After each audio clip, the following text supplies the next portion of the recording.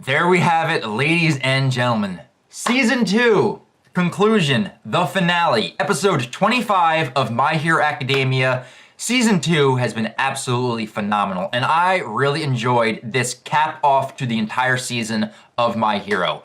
Studio Bones did an absolutely amazing job doing the adaptation for Season 2 from Episode 1, going through the entire Sports Festival arc, through the Hero Killer Stain arc, and then the final exam with all of our students going up against the teachers, and now with this final episode, having that confrontation, that conversation between Izuku and Shigaraki. I absolutely really enjoyed this episode, and it was a good send-off for Season 2. And of course, we all should be hyped right now because we do have an announcement for a Season 3, which in all honesty, we should have seen this coming because the way the episodes were leading up to the finale for this season, introducing two new villainous characters with Toga and Dabi, having them being introduced near the ending of the season kind of was alluding to the fact that they were preparing for a Season 3. You would not introduce new characters at the end of a season if you do not have future plans for them down the road for a future season. So I am super hyped that we are going to get a Season 3. And all I can say for anime onlys that watch My Hero Academia and have not read the manga,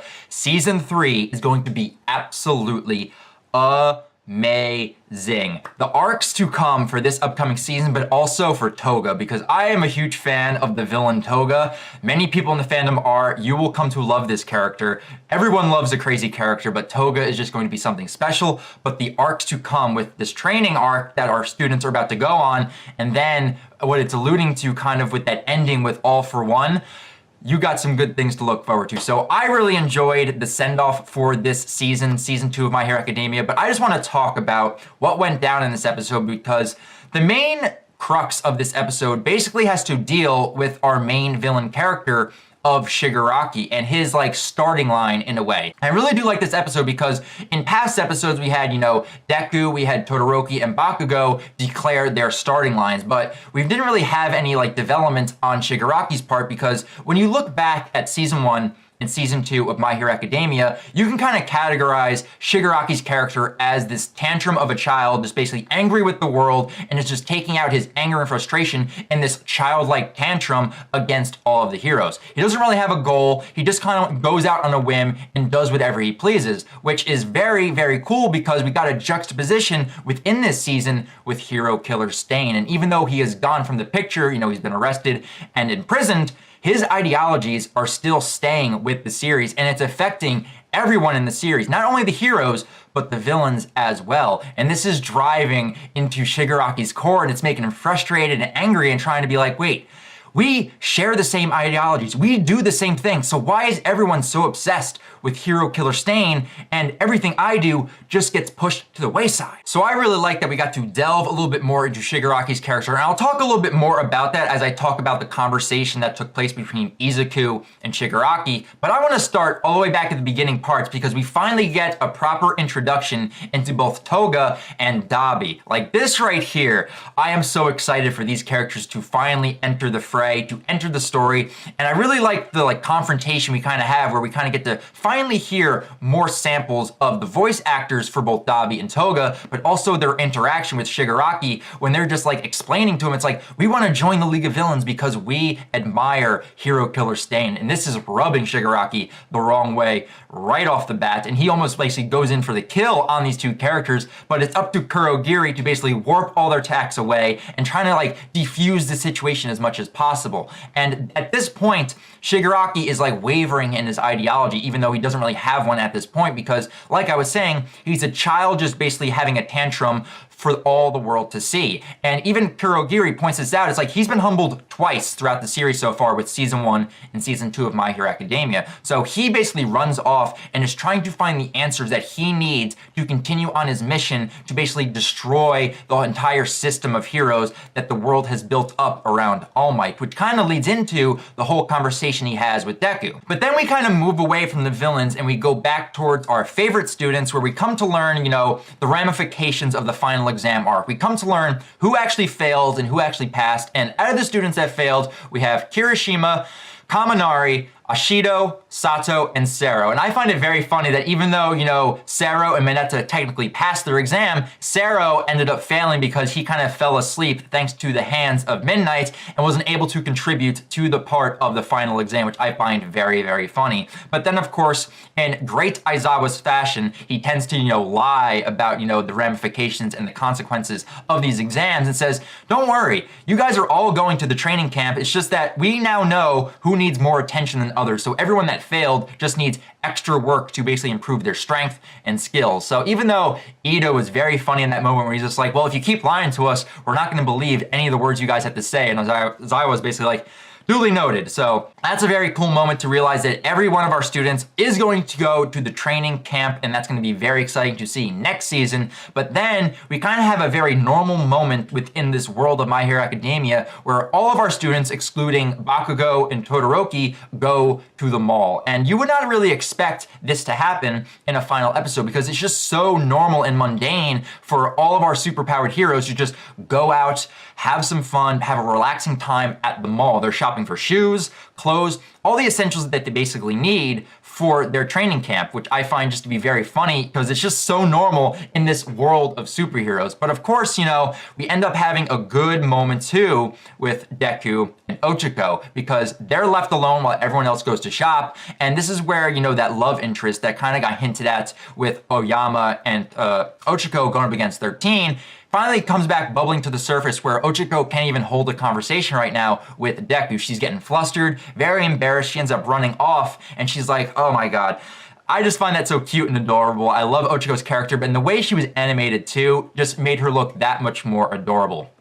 But with her leaving Deku's side, this is where we finally go into the conversation with Deku and Shigaraki. And this is a very important conversation between these two characters because you gotta think about this. From season 1 throughout all season 2, we have not seen one glimpse of Shigaraki's face. And now, within this episode, we have a full view of the face of evil that is in charge of the League of Villains under All For One. We finally get to see Shigaraki's face and you see the cracks, the scars, and like the wrinkles on his eyes. He looks very deranged and I love that look. And the way that they're able to do all the facial expressions for Shigaraki when he has like the Joker-like grin on his face, very well animated, but it's the music and the animation in this part that I just have to swoon over a little bit because I absolutely loved the musical score that was going around their conversation. The evil moments and just like the build up as, we have like the strings going, everything about the music in that section was absolutely amazing. But this right here is Shigaraki's starting line. This is him coming to the realization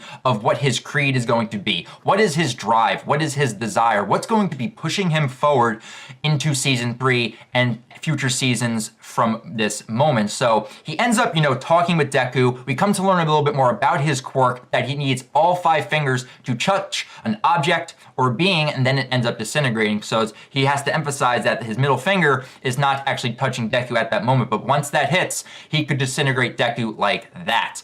But it's this conversation right here that kind of sheds some light onto Shigaraki's character. It's like, you need a drive, a motive, similar to what Stain had. Like Stain, even though if he was wrong in what he was doing, he stayed true to his convictions. If he was losing in a battle or anything, he would follow through to the end, which is the complete opposite of what Shigaraki did back in season 1. Like, he had a mission to go and destroy All Might, but once things weren't going his way, he immediately threw that to the wayside and was like, all right, we're not gonna be able to do it here, let's go. Because if that was Hero Killer Stain in that exact moment, he would have fought tooth and nail to the bitter end to achieve his goal and mission and ideology. And now that Shigaraki is starting to realize this, and he realizes that the whole crux of his problem is All Might. And also with Deku and Hero Killer, Deku knows why Hero Killer Stain does what he does. He doesn't agree with it, but he understands it because it all comes down to All Might. And the same thing also goes with Shigaraki. He looks at All Might as,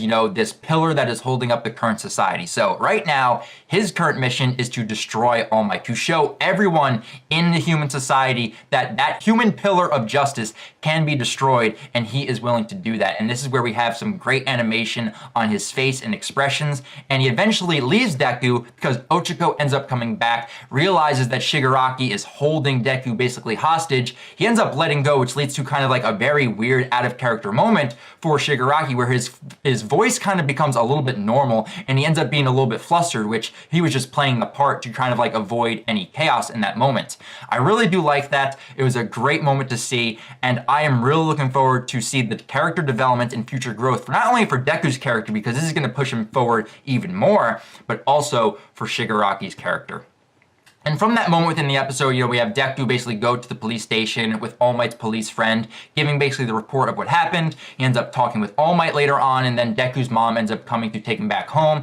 Great moments right there, but then there's also a really somber moment between All Might and his police friend, to where they're basically saying, it's like, we gotta go after All For One and catch him right now. And his police friends basically tell him, it's like, you shouldn't really be a teacher right now. I told you this from the beginning, but don't worry. We'll go and actually capture All For One the right way. And of course, it ends very somberly by going back to All For One, where he's basically saying, this is good. Shigaraki now has conviction, he has an ideology, and I'm going to train him up to become the next me. And then we have this shot of these future Nomus, being in development. We see the brains in the bath tubes with all of like the wires and tubes hooked into them. So more to come in season 3. I am super hyped about that. This season was absolutely amazing, and this episode was one of my personal favorites from reading from the manga, and I think they did a really great adaptation, especially with Shigaraki's character and that whole conversation, because I love when there's a hero and a villain meeting up together and they're just talking, having a great conversation. So I really enjoyed this episode, and I just can't absolutely wait for season 3. And in a little bit on my channel, I will have the latest chapter review on My Hero Academia with 154. I wanted to wait until season 2 is officially over with, but for any of you guys that are planning on catching up with the manga, I'm going to be doing manga reviews with the latest chapter and then weekly chapter reviews moving forward. And I'm really looking forward to that, because the manga, where it is right now, is absolutely amazing. And of course, no spoilers for anyone that is just watching the anime, but you guys have some great things to look forward to. So I want to hear your guys' thoughts on this entire episode. Leave your thoughts down in the comments below. What do you think about the conversation with Izuku and Deku? And what are your thoughts on this overall season? Was it great? Was it average? Was it meh? Let me know down in the comments below your overall thoughts, and I really look forward to season 3, but then also talking with any of you guys that read the manga in my manga reviews. So until we finally get a release date for season 3, I'll see you guys in my manga chapter reviews. But until then, always remember, guys, push beyond plus ultra.